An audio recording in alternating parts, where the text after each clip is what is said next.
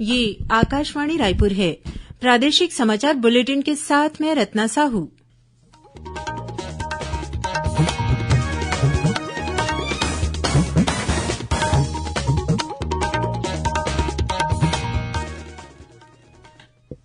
और अब पेश है आज के मुख्य समाचार। प्रदेश के कई जिलों में हो रही बारिश से अधिकांश नदी नाले उफान पर। दुर्ग जिले में बाढ़ में फंसे 20 लोगों को सुरक्षित स्थानों पर पहुंचाया गया। जगदीप धनखड़ भारत के 14वें उपराष्ट्रपति बने। राष्ट्रपति द्रौपदी मुर्मू ने उन्हें शपथ दिलाई। राज्य सरकार ने हमर तिरंगा अभियान को सफल बनाने की अपील की। डाकघरों ने हर घर तिरंगा अभियान के तहत नागरिकों को आसानी से राष्ट्रीय ध्वज उपलब्ध कराने का किया प्रबंध। और भाई बहन के पवित्र स्नेह का प्रतीक रक्षाबंधन का त्यौहार आज उत्साह और उमंग के साथ मनाया जा रहा है।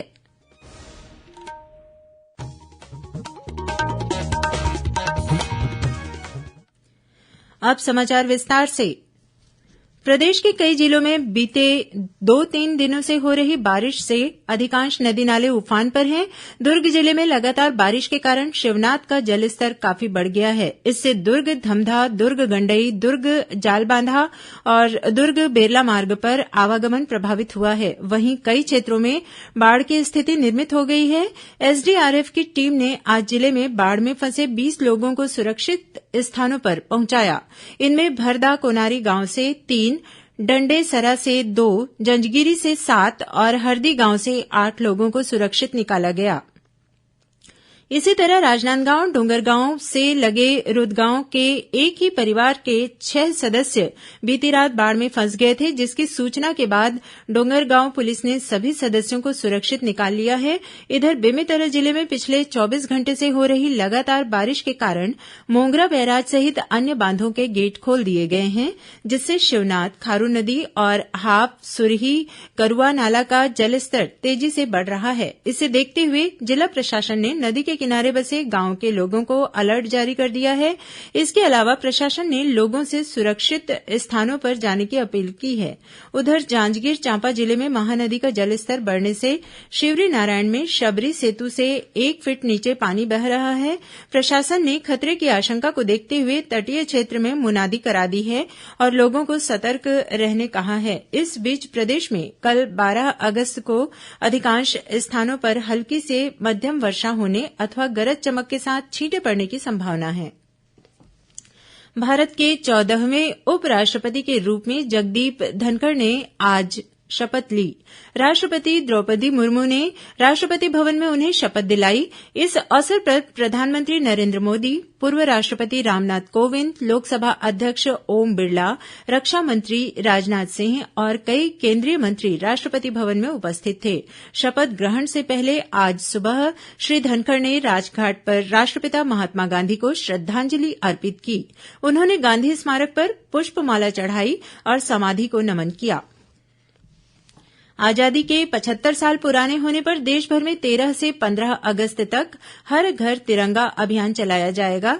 इस अभियान के बारे में जागरूकता पैदा करने के लिए छत्तीसगढ़ में अनेक कार्यक्रम आयोजित किए जा रहे हैं। प्रदेश की महिला और बाल विकास मंत्री अनिला भेंडिया ने आज से 17 अगस्त तक स्वतंत्रता सप्ताह के दौरान अपने घरों, संस्थानों और दुकानों में राष्ट्रीय ध्वज फहराकर हमर तिरंगा अभियान को सफल बनाने की अपील की है। उन्होंने लोगों से स्वतंत्रता सप्ताह के लिए बनाए गए विशेष तिरंगा में डीपी फ्रेम को अपनी प्रोफाइल फोटो में लगाने का आग्रह भी किया। आजादी के अमृत महोत्सव के तहत सीमा सुरक्षा बल बीएसएफ द्वारा कल सुबह 7 बजे सेक्टर 30 नवा रायपुर में वॉकथॉन का आयोजन किया जाएगा।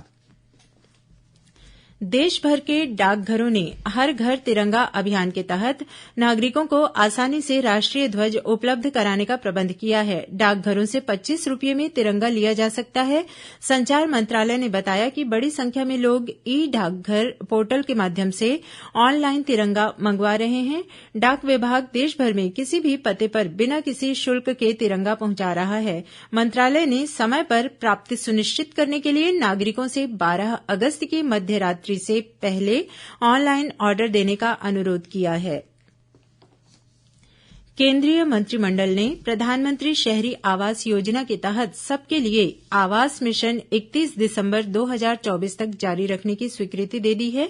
योजना के अंतर्गत इस वर्ष 31 मार्च तक स्वीकृत 122 लाख से अधिक आवासों को पूरा करने के लिए वित्तीय सहायता उपलब्ध कराई जा रही है। देश के शहरी क्षेत्रों में सभी पात्र लाभार्थियों को पक्का मकान उपलब्ध कराने की यह योजना केंद्र सरकार की प्रमुख योजनाओं में एक है। राज्य और केंद्र शासित प्रदेशों ने इस योजना को जारी रखने का अनुरोध किया था। छत्तीसगढ़ की प्रथम महिला सांसद मिनीमाता की आज पुण्यतिथि है। इस अवसर पर राजधानी रायपुर के शहीद स्मारक भवन में मिनीमाता स्मृति दिवस और प्रतिभा सम्मान समारोह का आयोजन किया गया। इस मौके पर मुख्यमंत्री भूपेश बघेल ने कहा कि मिनीमाता का व्यक्तित्व अतुलनीय था। सरल और सहज व्यक्तित्व की धनी मिनीमाता ने अपना पूरा जीवन मानव सेवा के लिए समर्पित कर दिया। श्री बघेल ने कहा कि मिनीमाता ने दलितों के नागरिक अधिकारों की रक्षा के लिए अस्पृश्यता निवारण अधिनियम को संसद में पारित कराने में महत्वपूर्ण भूमिका निभाई। बाल विवाह और दहेज प्रथा के विरोध में उन्होंने समाज से लेकर संसद तक अपनी आवाज उठाई। कार्यक्रम में मुख्यमंत्री ने मिनीमाता की 50वीं पुण्यतिथि पर डाक विभाग द्वारा जारी विशेष आवरण का विमोचन भी किया। इससे पहले मुख्यमंत्री ने अपने निवास कार्यालय में उनके तैलचित्र पर पुष्प अर्पित कर उन्हें नमन किया। इस दौरान मुख्यमंत्री ने रायपुर जिले के अछोली आरंग गांव की आदर्श सहायता समूह को नशा मुक्ति अभियान में विशेष योगदान के लिए सम्मानित भी किया। भारत निर्वाचन आयोग के निर्देशानुसार प्रदेश में निर्वाचन नामावलियों के विशेष संक्षिप्त पुनरीक्षण कार्य के लिए विशेष शिविरों का आयोजन किया जा रहा है। ये शिविर आगामी 12, 13, 19 और 20 नवंबर को आयोजित किए जाएंगे। इन विशेष शिविरों में निर्वाचन नामावलियों को 1 जनवरी 2023 की स्थिति में पुनरीक्षित किया जाएगा। गौरतलब है कि विशेष शिविरों के आयोजन के लिए पहले 5 और 6 नवंबर की तिथि निर्धारित की गई थी, जिसमें संशोधित कर नई तिथि निर्धारित की गई है। प्रादेशिक समाचार आप आकाशवाणी रायपुर से सुन रहे हैं। छत्तीसगढ़ की खबरों से है आपका वास्ता और खबरों की विश्वसनीयता से है हमारा वास्ता। आकाशवाणी समाचार रायपुर के प्रादेशिक समाचार बुलेटिन के साथ ही हमारे समसामयिक कार्यक्रम आप रेडियो के अलावा अपने मोबाइल पर भी सुन सकते हैं। आकाशवाणी समाचार फेसबुक, ट्विटर और यूट्यूब पर भी उपलब्ध है। हमारा Facebook page Chhattisgarh news on AIR, Twitter handle CGAIR news और हमारा यूट्यूब चैनल है छत्तीसगढ़ AIR न्यूज। तो अब रेडियो के साथ ही आपके मोबाइल के जरिए भी हम पहुंच रहे हैं आप तक। छत्तीसगढ़ की हर खबर के लिए सुनते रहिए आकाशवाणी समाचार।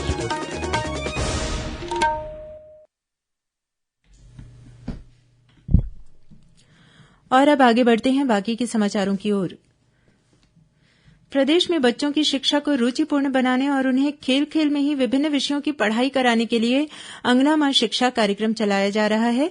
यह कार्यक्रम प्रत्येक स्कूल में शनिवार को संचालित किया जाता है। जल्द ही इसकी अगली कड़ी अंगना मां शिक्षा 3.0 भी लागू किया जाएगा। बीजापुर जिले में एक इनामी माओवादी ने पुलिस अधीक्षक के सामने आत्मसमर्पण किया है। इस माओवादी पर 1 लाख रुपये का इनाम घोषित था। इस माओवादी पर वर्ष 2017 में हुए बुरकापाल माओवादी सहित 19 माओवादी घटनाओं में शामिल रहने का आरोप है। वहीं इसी जिले के कोतवाली थाना क्षेत्र में एक गोपनीय सैनिक की हत्या किए जाने का मामला सामने आया है। जिले के पुलिस अधीक्षक ने बताया कि गोपनीय सैनिक लक्ष्मण पोट्टम किराए के मकान में रहता था। बीजापुर जिले के ही बंगापाल थाना क्षेत्र के कवर गांव में माओवादियों ने नेलासनार निवासी एक ग्रामीण की गला रेतकर हत्या कर दी है। बताया जाता है कि बीते 8 अगस्त को माओवादियों ने ग्रामीण को अगवा कर लिया था। रायगढ़ जिले के कोतरा रोड फाटक के पास आज दोपहर एक मालगाड़ी और एक इंजन के आमने सामने की टक्कर में मालगाड़ी के 4 डब्बे पटरी से उतर गए, जिससे इस मार्ग पर आवागमन प्रभावित हुआ है। रेल प्रशासन घटना के बाद से ही सुधार कार्य में जुटा हुआ है। इस दुर्घटना में पटरी को नुकसान पहुंचा है। बताया जाता है कि मालगाड़ी बिलासपुर की ओर जा रही थी, जबकि दूसरा इंजन एक खराब इंजन को खींचकर ला रहा था। इसी दौरान कोतरा रोड फाटक के पास आमने सामने की टक्कर हो गई। भारतीय जनता पार्टी के प्रदेश प्रवक्ता और विधायक अजय चंद्राकर ने कहा है कि पेसा कानून में कई विसंगतियां हैं। उन्होंने कहा कि पेसा कानून के तहत ग्राम सभा को अराष्ट्रीयकृत वनोपज पर ही निर्णय लेने का अधिकार होगा, जिससे राष्ट्रीयकृत वनोपज तेंदूपत्ता संग्रहण राज्य सरकार के नियंत्रण में ही रहेगा। ऐसी स्थिति में आदिवासी तेंदूपत्ता संग्राहक अपने करोड़ों रूपये के भुगतान के लिए भटकते रहेंगे। उन्होंने राज्य सरकार पर पेसा कानून के तहत महत्वपूर्ण अधिकारों से आदिवासियों को वंचित करने का आरोप लगाया। भाई बहन के पवित्र स्नेह का प्रतीक रक्षाबंधन का त्यौहार आज छत्तीसगढ़ सहित देश भर में उत्साह और उमंग के साथ मनाया जा रहा है। राखी बहन के प्रति भाई के प्रेम और कर्तव्य का प्रतीक है। आज के दिन बहन अपने भाई के हाथ में रक्षा सूत्र बांधती है और उसे मिठाई खिलाती है। भाई भी अपनी बहन की रक्षा का संकल्प लेकर उपहार देता है। राष्ट्रपति द्रौपदी मुर्मू, प्रधानमंत्री नरेंद्र मोदी, राज्यपाल अनुसुईया उइके और मुख्यमंत्री भूपेश बघेल ने रक्षाबंधन के अवसर पर लोगों को बधाई दी है। रक्षाबंधन के मौके पर दुर्ग जिले की शिवजी अर्पण सेवा समिति द्वारा इस साल भी बीएसएफ बटालियन के जवानों के साथ रक्षाबंधन पर्व मनाया गया। इस मौके पर समिति की बहनों ने जवानों के माथे पर तिलक लगाकर राखी बांधी और उनसे आशीर्वाद लिया। जवानों ने उन्हें उपहार भी दिया। वहीं कोंडागांव में अलग अलग स्कूलों की बालिकाओं और शिक्षिकाओं ने पुलिस जवानों और अधिकारियों को रक्षा सूत्र बांधा। इस अवसर पर पुलिस अधीक्षक दिव्यांग पटेल ने जिले की बहनों से सुरक्षा का वादा किया। इधर बीजापुर जिले में महेश्वरी समाज की महिलाओं ने सीआरपीएफ के जवानों को राखी बांधकर उनसे रक्षा का वचन लिया। और अब कुछ खबरें संक्षेप में।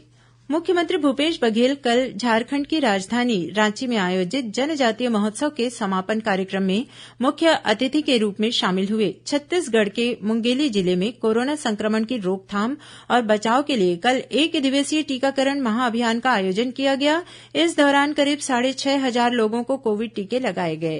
कोंडागांव जिले के राष्ट्रीय राजमार्ग क्रमांक 30 पर केशकाल के नजदीक में ट्रक और कार की टक्कर में कार चालक की मौत हो गई, वहीं एक अन्य व्यक्ति घायल हो गया है। राजनांदगांव जिले में हाथियों का दल पानाबरस से होते हुए राजाडेरा और रामगढ़ की ओर बढ़ रहा है। वन विभाग ने संभावना जताई है कि हाथियों का झुंड वापस डौंडी दल्ली लौट सकता है। और महासमुंद जिले की पुलिस ने सरायपाली क्षेत्र में 1 लाख रूपये कीमत का गांजा बरामद किया है। इस मामले में 2 लोगों को हिरासत में लिया गया है। अंत में मुख्य समाचार एक बार फिर। प्रदेश में कई जिलों में हो रही बारिश से अधिकांश नदी नाले उफान पर। दुर्ग जिले में बाढ़ में फंसे 20 लोगों को सुरक्षित स्थानों पर पहुंचाया गया। जगदीप धनखड़ भारत के 14वें उपराष्ट्रपति बने। राष्ट्रपति द्रौपदी मुर्मू ने उन्हें शपथ दिलाई। राज्य सरकार ने हमर तिरंगा अभियान को सफल बनाने की अपील की। डाकघरों ने हर घर तिरंगा अभियान के तहत नागरिकों को आसानी से राष्ट्रीय ध्वज उपलब्ध कराने का किया प्रबंध। और भाई बहन के पवित्र स्नेह का प्रतीक रक्षाबंधन का त्यौहार आज उत्साह और उमंग के साथ मनाया जा रहा है। इसी के साथ प्रादेशिक समाचार बुलेटिन समाप्त हुआ। नमस्कार।